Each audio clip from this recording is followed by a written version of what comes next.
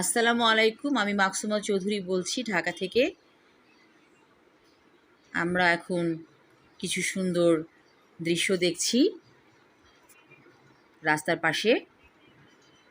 ভালোই লাগছে দেখতে।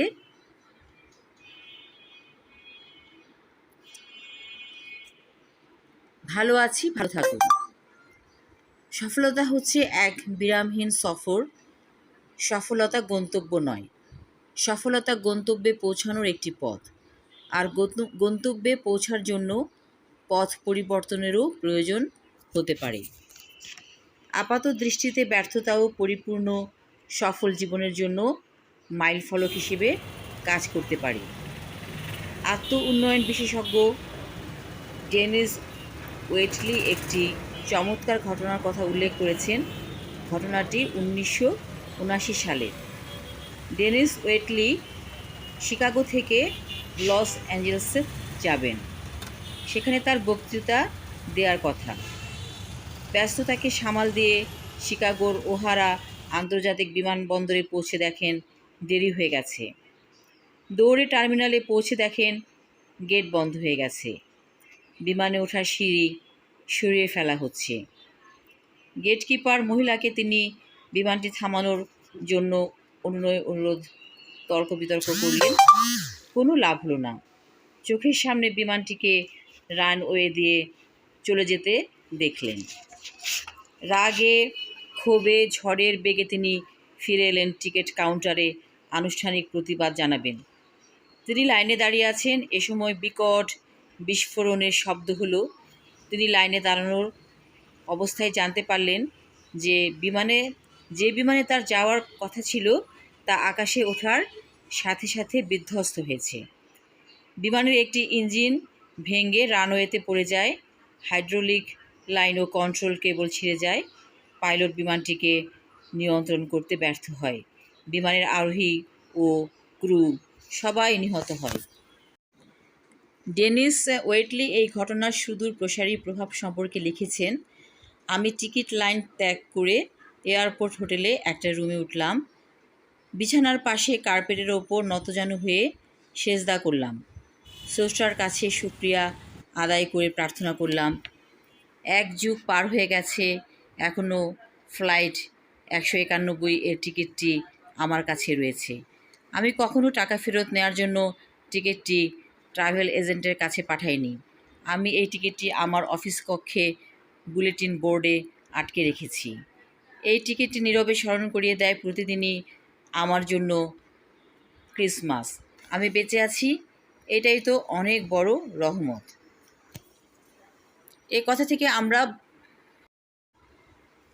আমরা বুঝতে পারলাম যে শুকরিয়া হচ্ছে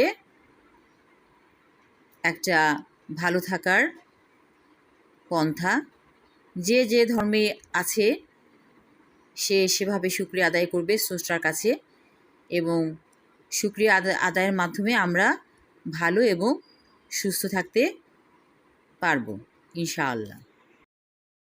বেশ সুন্দর পরিপাটি পরিবেশ চারিদিকে।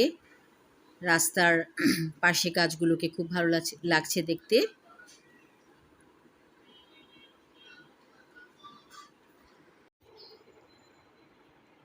দৃষ্টিভঙ্গি বদলান, জীবন বদলে যাবে। প্রোঅ্যাক্টিভ হন। প্রোঅ্যাক্টিভ মানুষের প্রতি অন্যরা আকৃষ্ট হয়। রিঅ্যাক্টিভ ব্যক্তি সবসময় মানুষের বিরক্তির কারণ হয়।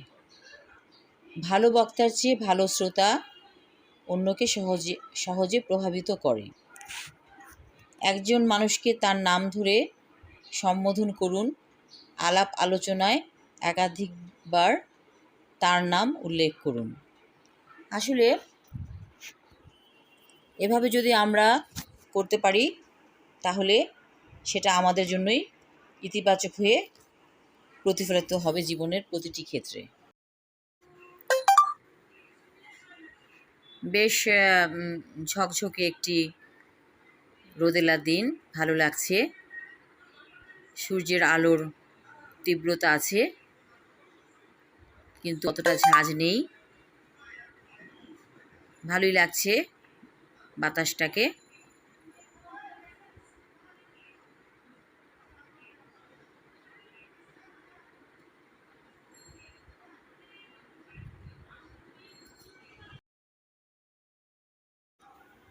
এই গরমে আমরা রোজা রাখছি এবং রোজাটাকে কষ্টদায়ক মনে হচ্ছে না, কষ্টকর মনে হচ্ছে না, বেশ ভালো লাগছে। আল্লাহর অশেষ রহমত যে আমরা খুব সুন্দরভাবে যারা রোজা করছি রোজা করতে পারছি। এজন্য আমরা আল্লাহর শুকরিয়া আদায় করছি।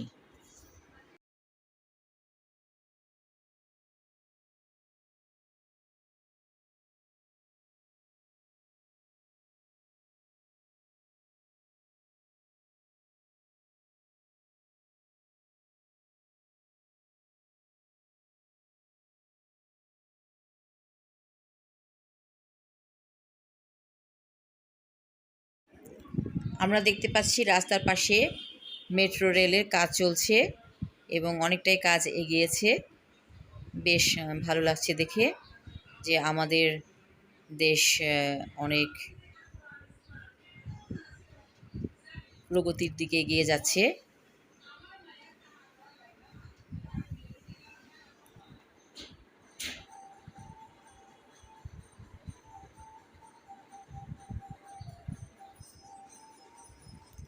এখানে মাননীয় প্রধানমন্ত্রী শেখ হাসিনার অবদান অনেক, আমরা সেটা স্বীকার করব।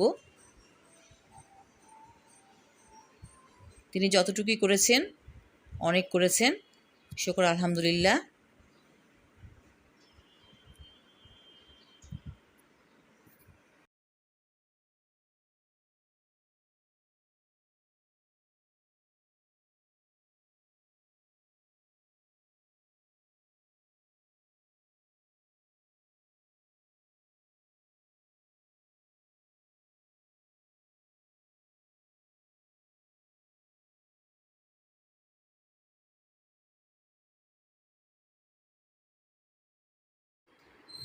সুস্থ দেহ, প্রশান্ত মন, কর্মব্যস্ত সুখী জীবন, এই অটো সাজেশনটি আমরা অনেকবার করব দিনে এবং এটা আমাদের জন্য অনেক কল্যাণকর। আমরা করার পরে এটা বুঝতে পারবো ইনশাআল্লাহ।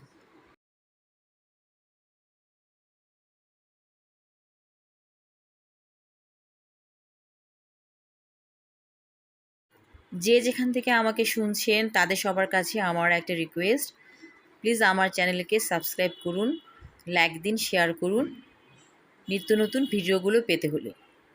আমার চ্যানেলের নাম হচ্ছে মাকসুমা চৌধুরী।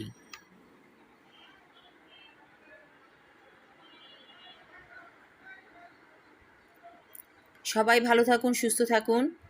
শুকর আলহামদুলিল্লাহ, আমিও বেশ ভালো আছি। আপনারাও ভালো থাকুন এই শুভ কামনা করছি।